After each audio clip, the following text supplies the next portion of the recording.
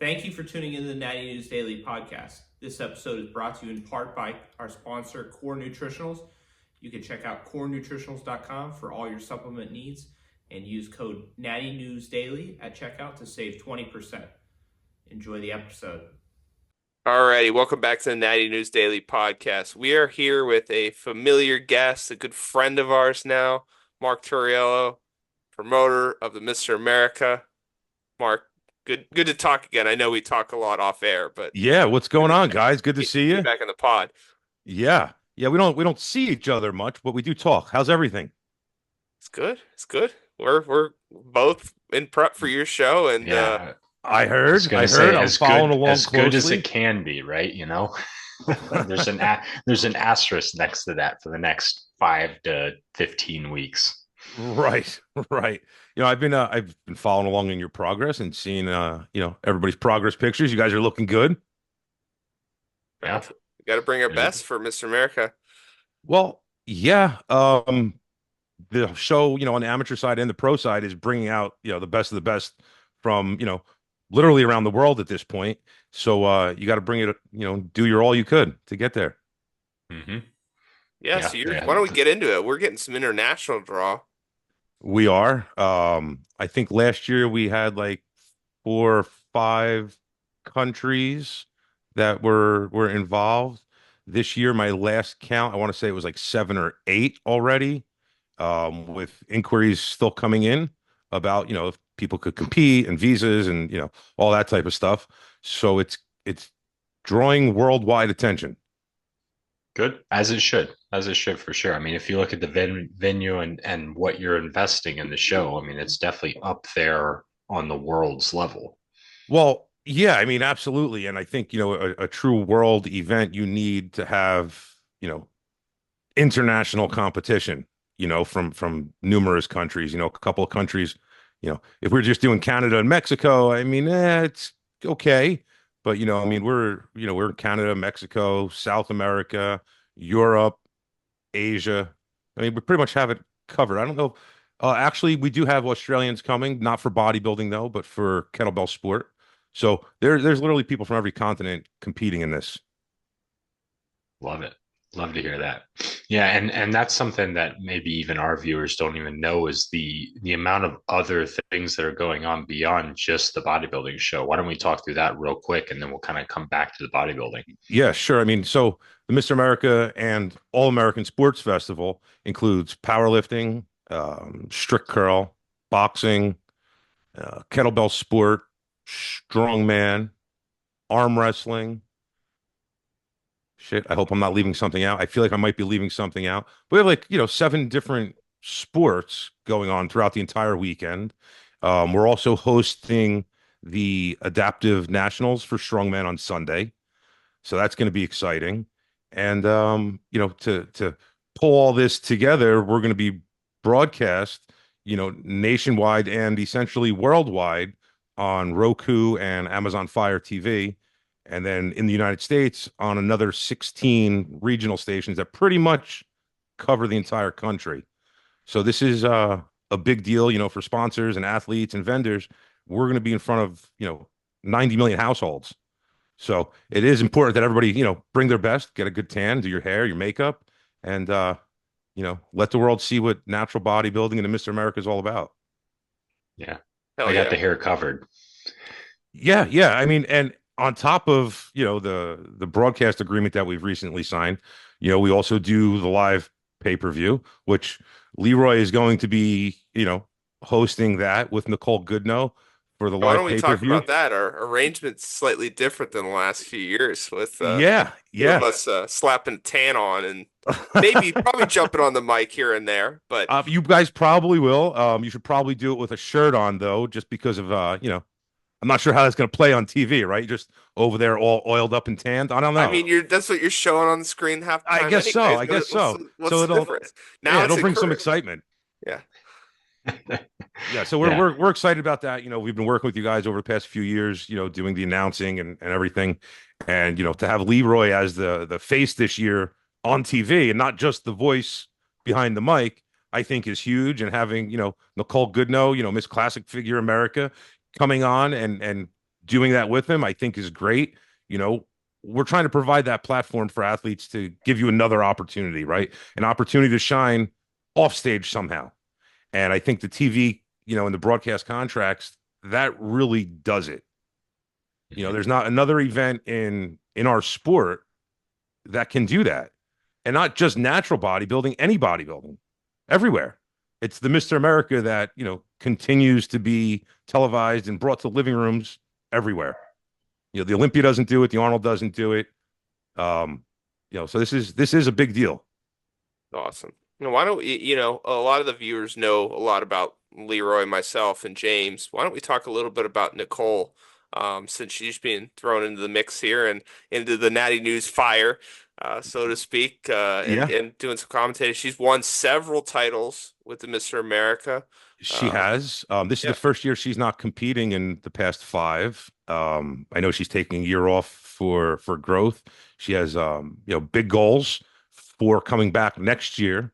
And so far, every goal that she's set to do each and every year, she's been accomplishing.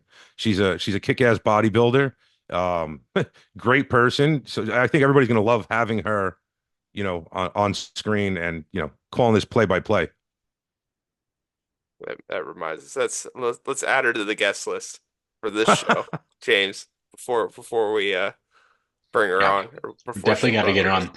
Now, Definitely don't think that it went by us that you booted us off the year that there is going to be a camera and added a female and Leroy specifically. I mean, of the 3 of us, he's definitely the most attractive. We have to admit that. But that didn't go wasn't over our my head. choice. That wasn't my choice, and I actually waited to see your registrations before I signed the contract for TV. Because if you guys were not competing and you were going to be back on the mic, I was going to sign a radio contract. Yeah, that sounds more appropriate. Right. Oh, no, Leroy, I know he's pumped for that. I think all of us are. I think when people hear about that, you're going to see probably entries spike as well as just interest everywhere. Because I mean, it's hard for families as is to get to shows, but Right. if you're not direct family or very close friend within a driving distance, the likelihood of you coming into a show is very small. But the likelihood of you turning on your TV Is very large. is very high. Yeah. Right. So right. I think we're going to see just a massive spike in interest after this. Or at least Yeah, that I would think be my so. hope. And I think the timing, I don't have an exact air date. So, that, you know, obviously we'll record live, right? And it'll be edited. The exact air date, I couldn't tell you as of today, but I know based on the delivery date of the event to the station and how long it takes to turn around, I'm anticipating a very, very good weekend that this is going to be playing. So, you know, that's going to also be pivotal in how many viewers we get, right? And, you know, the more viewers we get, you know, we then take that data and we, you know, go through all that and see how do we capitalize on that for next year. You know, is there opportunity to do that again? Is there, you know, opportunity to do more TV stuff? You know, we've already done the reality series. It was short. Went well. We did have a lot of viewers. I want to do something like that again. That's all I could say right now. Oh, I do want to do something like that again. Keep a little bit hush hush. Well, you know, it's not about hush hush. I don't really want to let the cat out of the bag about the plan in general. Because of course, you know, with a lot of things I do, you know, you're going to get some hate, which is fine. You know, comes along with it. I want people involved with the Mr. America for the right reasons, right? I want people to want to compete for that title. I want people to want to share with the community, you know, what it's like to, you know, live a healthy and active lifestyle, what it's like to be a drug-free athlete. I don't want people to say, oh, wow, this is my chance to be on TV and, you know, in front of the cameras, you know, so I still want to attract the right people for the sport, if that makes sense. Yeah. You know, if we go out and say, hey, we're going to do $500,000 in prize money, you know, all of a sudden we have a 90%, you know, drug failure rate and it diminishes the show. So there's a lot of things that we do to prevent ahead of time. Mhm. Yeah, makes sense. And you're right. And that's something we just covered on a podcast was, as the interest in natural bodybuilding grows, so does the need for testing and the need for these countermeasures, because one of the big reasons that we've always said that people don't cheat the system is because there's no incentive to, because there's no prize money, there's no sponsorships. So as soon as you take that away and you start adding in really nice sponsorship contracts and TV time and money, Right. more people are going to come and try and Right. cheat. The bigger the reward, the bigger the risk, right? So like you're not Mhm. going to rob a gas station for $50, but you might rob an armored car for 100 million, if your odds of getting away are the same. So people look at testing like that. Like, Mhm. well, I'll take my chances. Sometimes Yeah. they beat it and sometimes they don't, but we want healthy people. I was just reading an excerpt from a book, and in 1980, so definitely before you guys were born, shortly after I was born, um, there were people. Steroids were around for at least a good 20 years that bodybuilders were using them at that point, and there was a lot of concern in 1980 how the physiques were changing, because guys weren't just using a little bit anymore. This is when people really started upping their dosages. There's stories of bodybuilders using 8,000 milligrams of testosterone a week in 1980. So we want to make sure we don't ever get to that level. But again, the bigger the rewards were, the more risks people took. Yeah, the landscape certainly changed in the last 50 years since the introduction. So, I like what you're doing with the Mr. America to, encourage drug-free sport. So, Yeah. It's important. We want, healthy, obtainable looking physiques on stage, that attracts more people to the sport. When you look like, a science experiment, not a lot of people look at that and say, "Hey, I want to do that." Now, I don't know if I would classify Bada and Mishak as attainable, but for certain people, yes, just not myself. Right, right. But For I know what you mean. the vast majority, right? Yeah. So are there any, are you willing to share, now that I bring up Bada, Mishak, any prior champions returning for this year? Any notable Yes. names that are new to the contest that you're willing to share or can share? I don't have the list in front of me, but there are former winners from every class coming back to compete. Okay. I just Good. don't have all those names in front of me or next to me. I should have Gotcha. been more prepared. I'm sorry, my fault. But yeah, every class, I'm happy to see that there are, current and former champions coming back to, either defend or try to reclaim that title. Yeah, and that's what you want to see. You don't want it to be, I think that speaks to the show itself when you have champions return year after year, because that is uncommon within the sport right now. It very much so is. I have my competitive year, I take a year off, I come back. So for someone to kind of step out of that normal routine, it means that title means something to them and they don't want to just lose it. Yeah, and listen, I've spoken publicly about people taking extended amount of time off, um, you know, whether it's a year or 2 years, and then coming back to the stage to do a few shows and then a few more years off. I'm a firm believer in striking while the iron's hot. Number one, and number two, James, if you come and you win the Mr. America title this year, right, and the Mr. America decides we're going to dump $500,000 of marketing dollars into you as the face of Mr. America, and then you take 2 years off. That's not a smart business decision on our side, nor is that a smart business decision from sponsors, right? They want to see you on stage. I mean, Mario Andretti didn't, become Mario Andretti by, not racing for a few years at a time. So I think Yeah. there is something to be said about that. yeah, I think it depends on the individual, though. I think it depends on the balance of health and, how much Oh, absolutely. Right. much of You a have to put your whole. health first. If you can't do it, then obviously don't do it.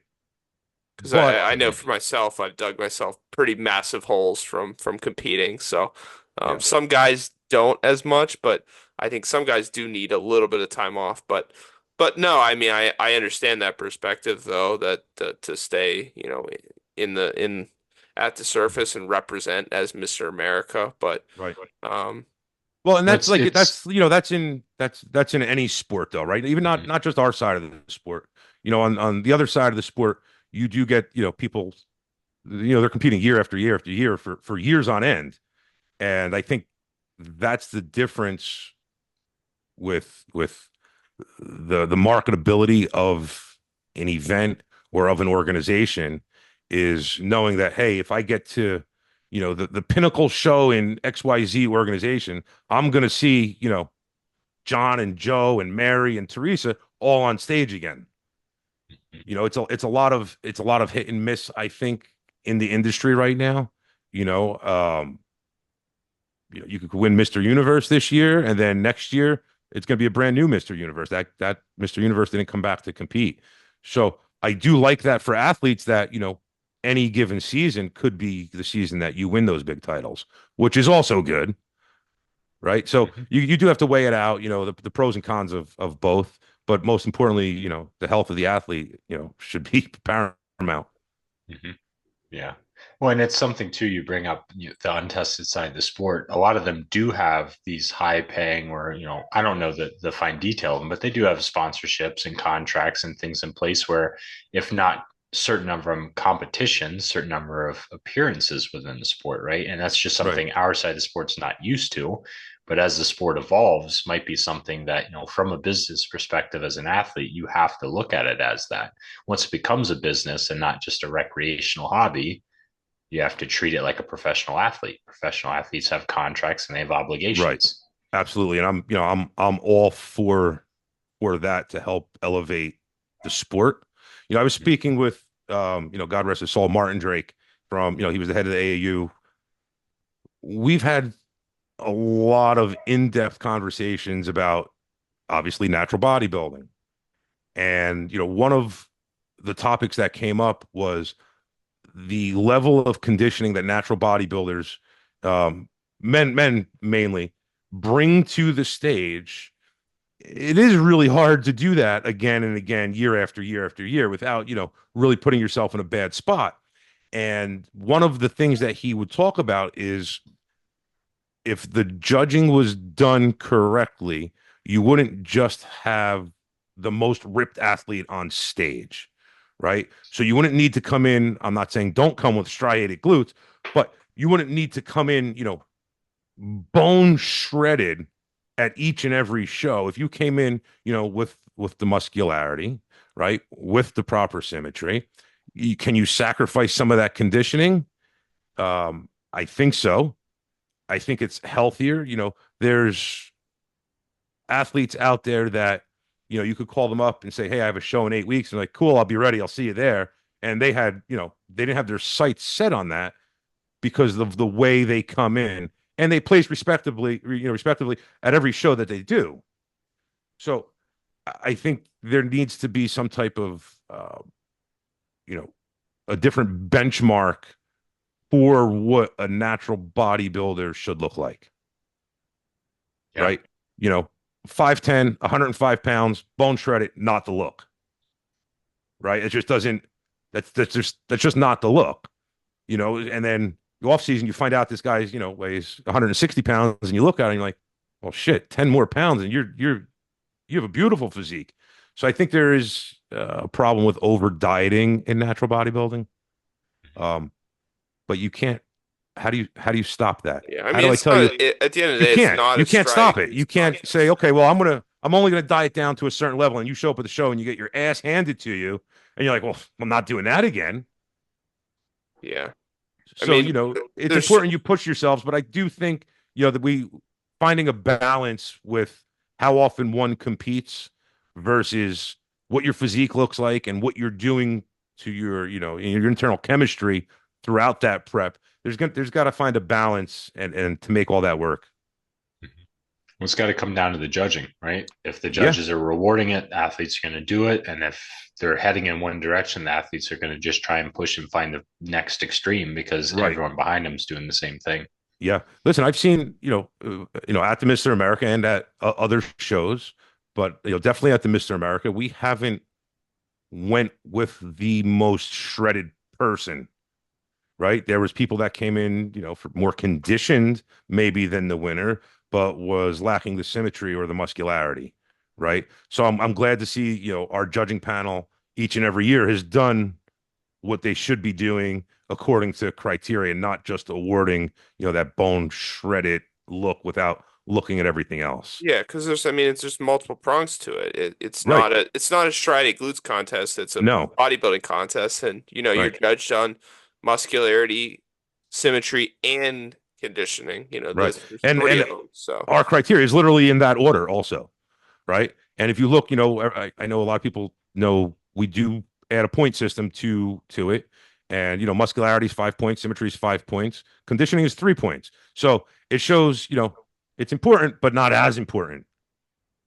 So that is something to definitely keep in mind for anybody who's prepping for the Mr. America. Your muscularity and your symmetry. So that's going to be one of the two most important parts. Yeah, yeah. Your posing comes after your conditioning.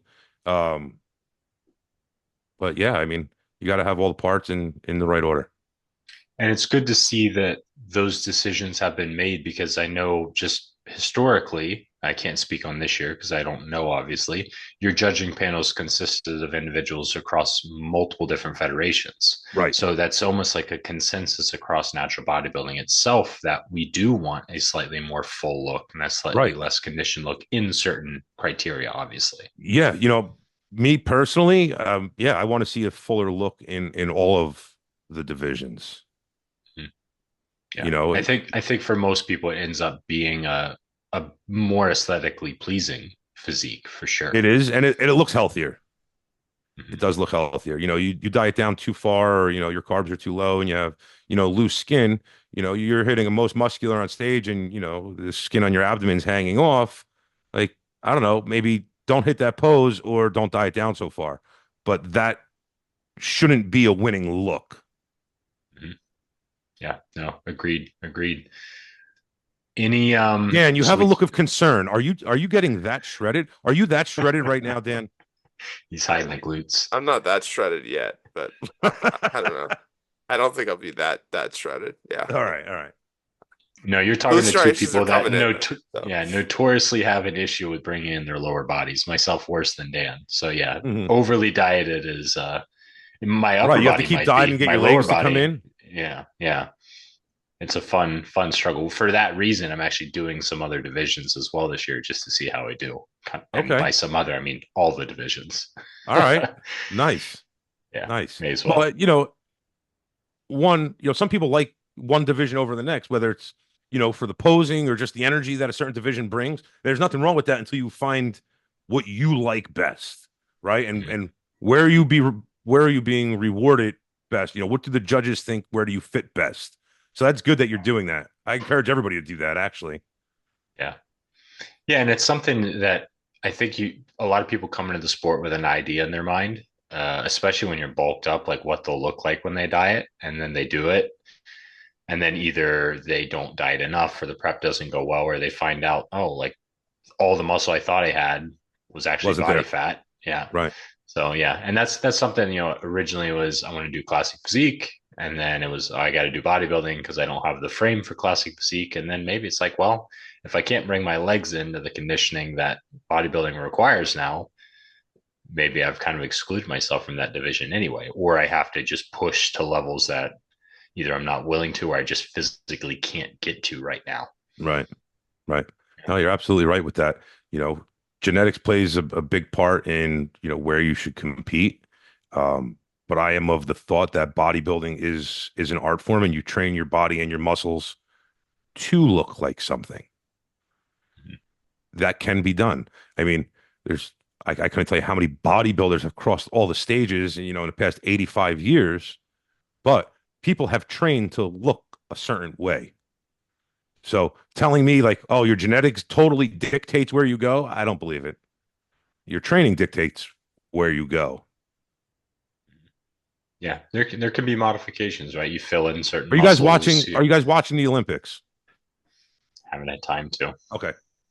So if you watch the Olympics and you look at like female swimmers, they have the widest shoulders ever. Well, because they've been trained that way. They weren't born with these giant wide shoulders and someone said, "Hey, look at those shoulders, you're going to be a swimmer." Right? They've developed into that. If you look at some of the men gymnasts and just the sheer size of their lats, like that was a developed muscle. They weren't born with these hugely overly engorged lats hanging from their spines. That was developed through the training.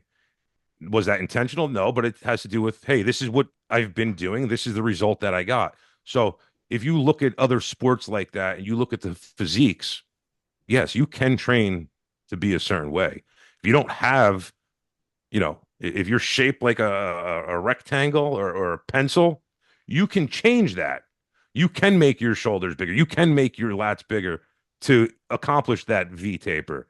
So where you are today, you might not be there in 5 years or 10 years if you just continue to train, haphazardly without any real intent on trying to fit a certain look. Yeah. Yeah, but I like the timeline you threw out, right? It's not an overnight thing. It's not a No. 1 year thing. It's a long time thing. And that's where you see the Olympics is a great representation of that, because most of those people that make the Olympic stage have been training since they were 10, 12, Right. young for sure. Yeah. I love it. I love it. That's great. So we talked about the changes you're doing with the live streaming on air stuff. Any other changes structurally for the show? Anything new you're adding in this year? Anything that fans should know about? Nothing. So a lot of the things that we do are behind the scenes, right? Almost behind the curtain. We're doing all the different things to, streamline whatever's happening, whether it's on stage or at the sports festival or, at check-in. We do a lot of that stuff that there's really no point in saying, hey, we're only using, black pens for check-in and blue pens for, backstage passes. Like none of that really affects anybody's perception of the show or your personal experience with the event.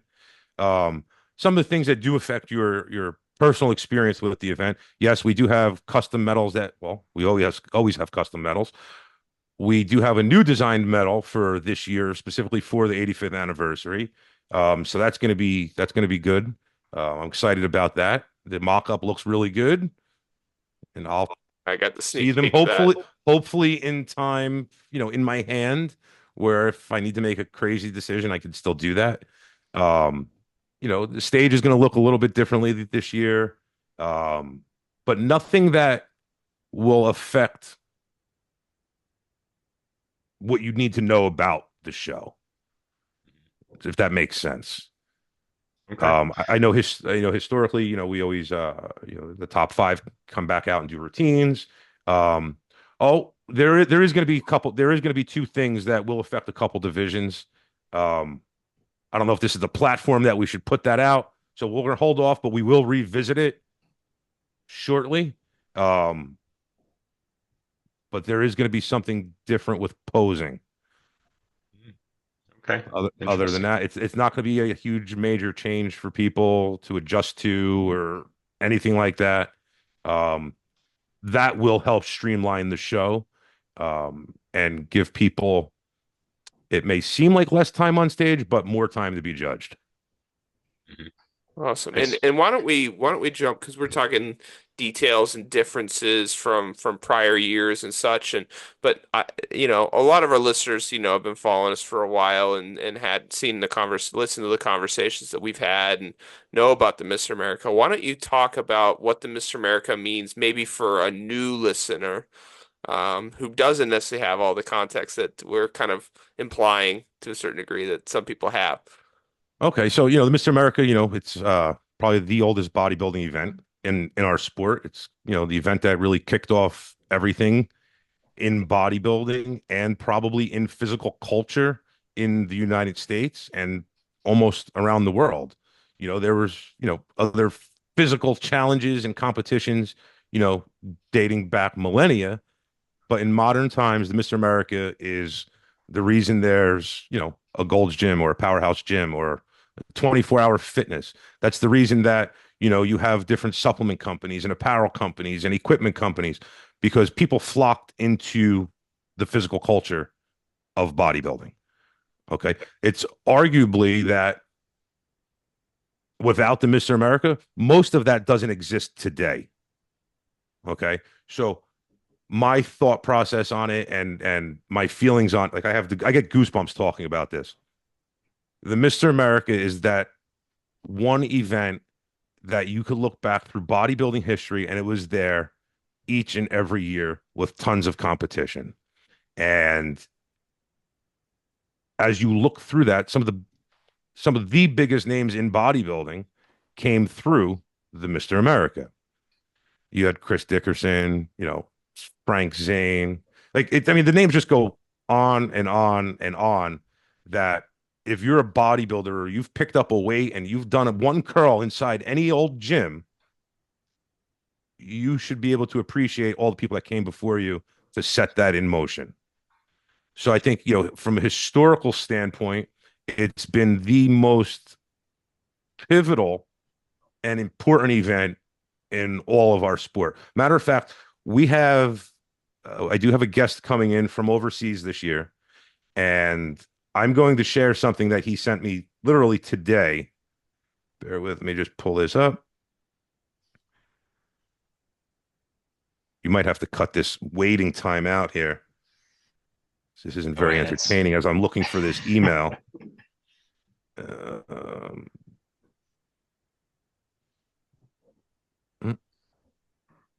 That's the joy of Natty News Daily. It's all raw and unedited. Right. Well, and like, this is 12, it was at 12:04. I remember the time that it came in, but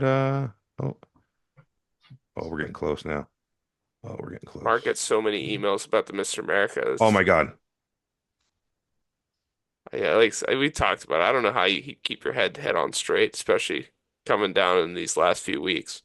We're at time of recording right now, we're under 10 weeks out. So right. Mark's in prep for the Mr. America. Oh yeah, absolutely. So I'm not gonna read the whole thing, but I'm gonna take a couple of lines out of here just as I look down that jump out at me. Now, this is from a bodybuilding historian. He definitely has the world's largest collection of bodybuilding memorabilia. Okay. So I look at him as one of those voices in bodybuilding, not natural bodybuilding or enhanced bodybuilding or, bodybuilding in Sweden or bodybuilding in the United States, in all of bodybuilding. He is probably the best historian. And one of the things he goes on to say is that, the Mr. America competition is a cornerstone in the history of bodybuilding since its inception in 1939. Now, when you think about that, you're like, oh, wow, well, Olympia's been around forever. Well, sure. 1965. The IFBB, they created their own version of the Mr. America in the late 40s, over a decade later, just to try to ride the coattails of the original Mr. America. So when you put it really into perspective, this goes back a long, long way. And then he goes on to say that Mr. America provided a platform for bodybuilders to showcase not only their physical prowess, but also their commitment to health, discipline, and the art of sculpting the human form. So when you think about that, when you go to the gym and you pick up a set of dumbbells, are you trying to sculpt your body? Some people say yes, some people say no. And I'm not going to knock any one routine over another, but I know there are some routines out there that a lot of people follow that don't really emphasize sculpting your personal physique. You're just following a routine, right? Dan, your workouts and my workouts, they should be completely different, right? In order to sculpt what we're each looking for. So there's a lot of good points in here. Went the wrong way. Bear with me. Who is this? Are you gonna name drop him? No, it's going to be a surprise when he comes in. Uh, When's this gonna be announced? Is he gonna be at the show then? Is he gonna? Yep, he's just going to be at the show, and he'll, I think I think we're going to let him open the show or let him between amateur and pro prejudging. I think he's going to open the show though. So stay tuned. Tune into the live stream. Yeah, yeah, he has a very, very big, YouTube following out there. He sells lots of memorabilia. Um, Super great guy. Definitely, he was there not last year, the year before, also. Uh, so then he goes on to talk about how the Mr. America has changed over time. We're more about inclusivity, and we're honoring and making sure we have all of the modern divisions. But he says a lot of great things that but you don't. It doesn't sink in until like you see that or hear it. You're like, oh wow, this is a big deal. This is a big deal. Which brings me back to I want people coming to compete for that title. Not for prize money, not for hey, I'm going to be on TV. Earning that title is a huge feather in any athlete's cap. In our sport. Oh, absolutely. And I mean, not to knock, I mean, I can see the jerseys behind too. Like you do give some fantastic swag. The awards are amazing, but I think the reason Dan and I both, and I probably can speak for him, the reason we're competing there this year and the reason we've kept coming back as commentary, one, because you've invited us, but two, is just the atmosphere, right? Like the very first time we stepped into that venue, it was just like, oh, this is how it should be. Right. And I think every athlete feels that. They feel the amount of work you put into it, all the things that go into it, and just the energy and atmosphere when you leave that weekend takes you through the next half of the year. Oh, yeah, and you should absolutely feel invigorated and inspired. Whether you've competed, you're competing on stage, watching the show, participating in commentary. I leave inspired. Mm-hmm.